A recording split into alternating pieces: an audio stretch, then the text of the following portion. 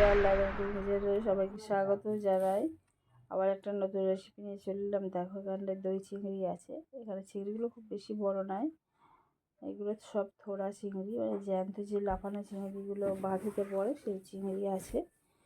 সেই চিংড়ি ছোট চিংড়ি হোক মাঝারি, এই চিংড়িগুলোকে আমি দই চিংড়ি করছি, একদম ঘরোয়া ঘরে যা ছিল তাই দিয়ে। দেখো, এখানে দই দিয়ে দিলাম 2 চামচের মতো।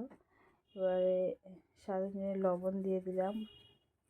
এবার দিয়ে দিলাম দেখো হলুদ গুঁড়ো, তারপরে দেব লঙ্কা গুঁড়ো,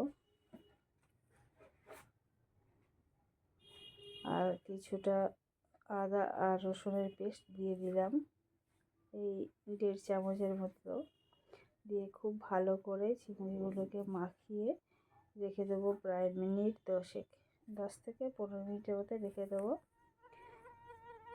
10-15 মিনিট পরে ফিরে আসছি। দেখো, রেখে দিলাম। এবার 10 মিনিট পরে ফিরে এসে তোমাদেরকে দেখাচ্ছি। দেখো, একটা কড়া বসিয়ে দিয়েছি, কড়ার মধ্যে সর্ষের তেল দিলাম। এই রান্নাটা সর্ষের তেলেই হবে, সর্ষের তেলেই বেশি ভালো লাগে। আর দেখো, এবারে হচ্ছে কি একটা পেঁয়াজ কুটে রেখেছিলাম, সেই পেঁয়াজগুলোকে আমি দিয়ে দিলাম, কুচনো পেঁয়াজ। দেখো, পেঁয়াজ কুচনো ওগুলো ভালো করে ভেজে নেব, প্রায় 2 থেকে 3 মিনিটের মধ্যে এটা ভালো করে ভেজে নেব।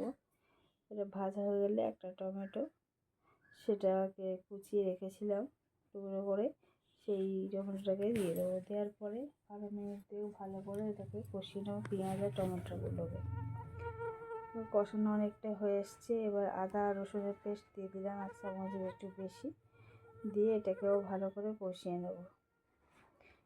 এখানে কষানোটা খুব ভালো করে করতে হবে, যেন কোনো কিছু কাঁচা গন্ধ না থাকে। এবার স্বাদ অনুযায়ী লবণ দিলাম। আগে যেহেতু চিংড়িতে লবণ দেওয়া ছিল, আর এখানে অন্য কোনো কিছুই যাবে না, সেই কারণে এখানটায় লবণটা অল্প দেওয়া।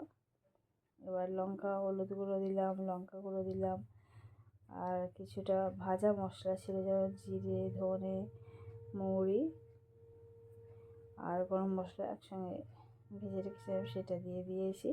এই কষানোর পরে দেখো, আগে থেকে ম্যারিনেট করা যে চিংড়িগুলো ছিল সেগুলোকে দিয়ে দিচ্ছি। খুব ভালো করে এবারে ভেজে নেব।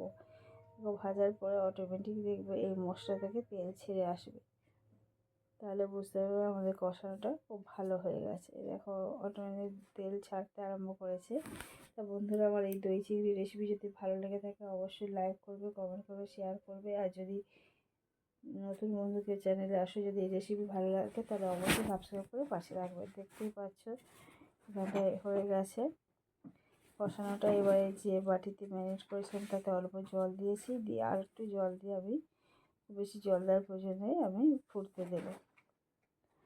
মিনিট 2-3 ফোটার পরে দেখবে থাকার পরে এটা ফুটতে আরম্ভ করে দেবে।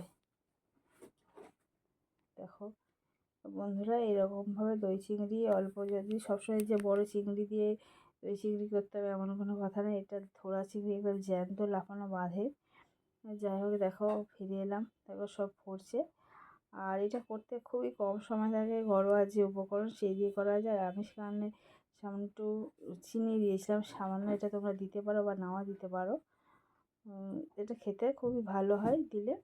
যাই হোক, দেখো আমার এখানে হয়ে গেছে। তা বন্ধুরা, আজকের এই রেসিপি এই পর্যন্ত। আবার নতুন রেসিপি নিয়ে চলে আসবো। ততক্ষণ ভালো থেকো, সুস্থ থেকো।